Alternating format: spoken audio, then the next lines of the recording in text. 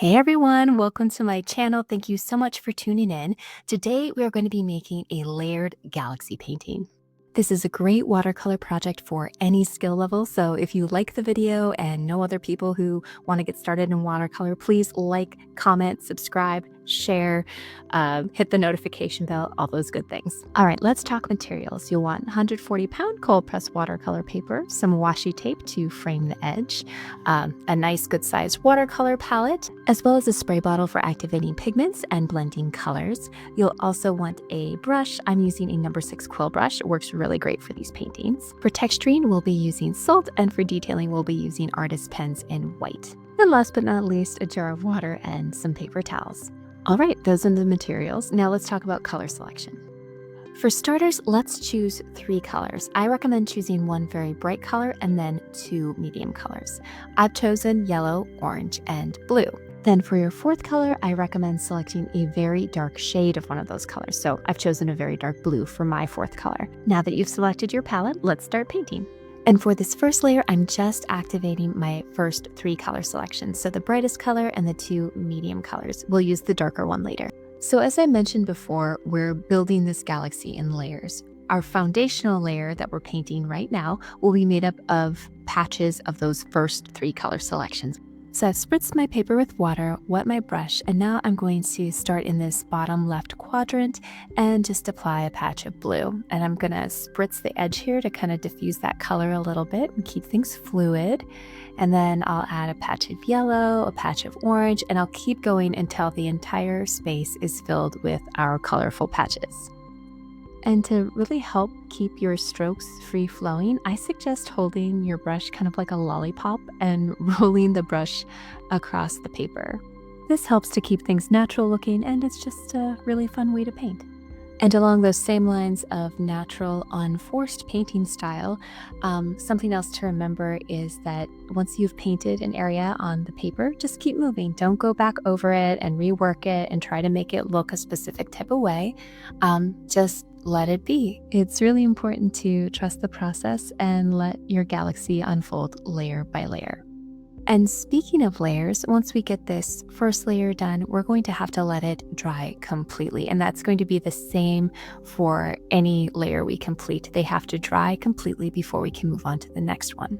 This process of layering that we're doing is called glazing. And glazing is when you put a transparent layer of watercolor over a dry layer of watercolor. The overall effect is a soft, blended look that also has a lot of depth. And since this technique requires that we let each layer dry completely, there are natural stopping points. So that's why I call these paintings layer a day paintings, because you can take a little creative time for yourself each day, spend 10 or 15 minutes completing a layer, and then over the course of a week, you will have created a beautiful piece of artwork.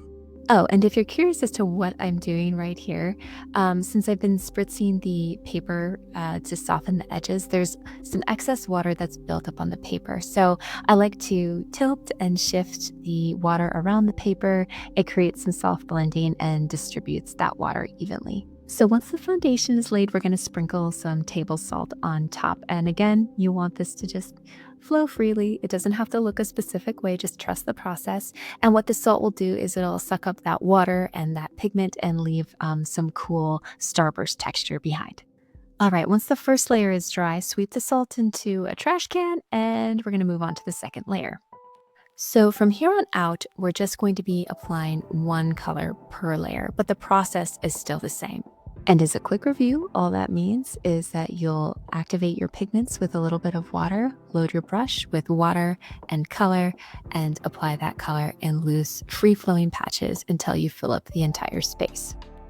And remember, there's no need to double back, just keep moving through your painting space. And you can always spritz a little water on the edges to soften it, or tilt your paper to blend the color. And when you're done applying your color, just add a little salt, let it dry, and come back for your next layer. For this painting, I'm going to finish this orange layer, then I'm going to repeat the same process for my other medium color, that medium blue, and then for my darkest color, the dark blue.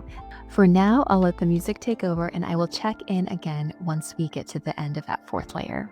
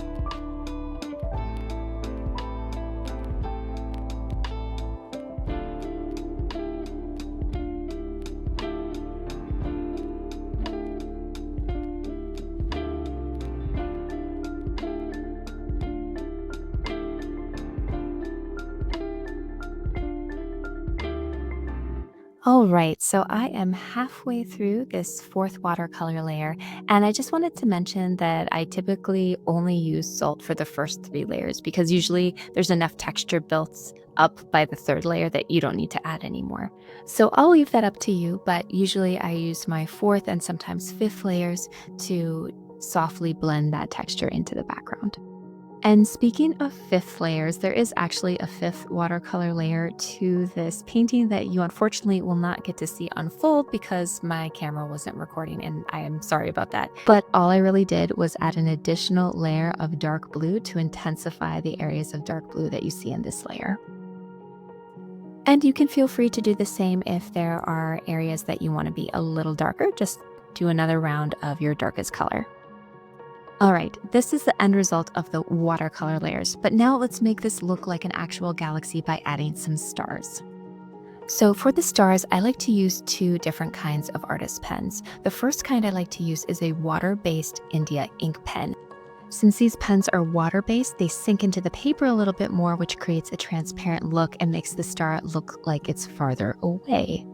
So I'll do a layer of those far away looking stars and then switch over to an oil-based paint marker.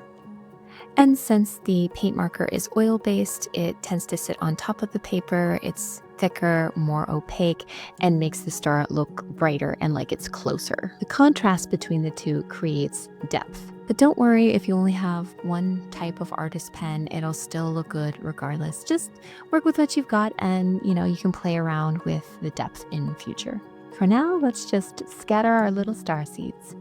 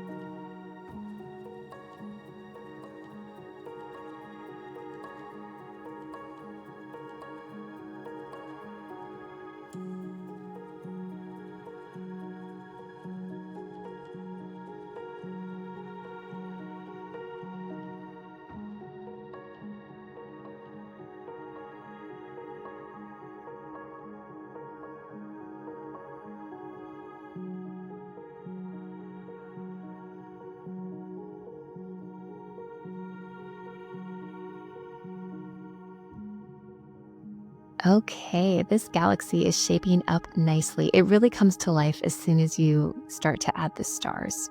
And that's why I said at the beginning that it's important to trust the process because it's not always going to look very good like halfway through. It looks like kind of a mess.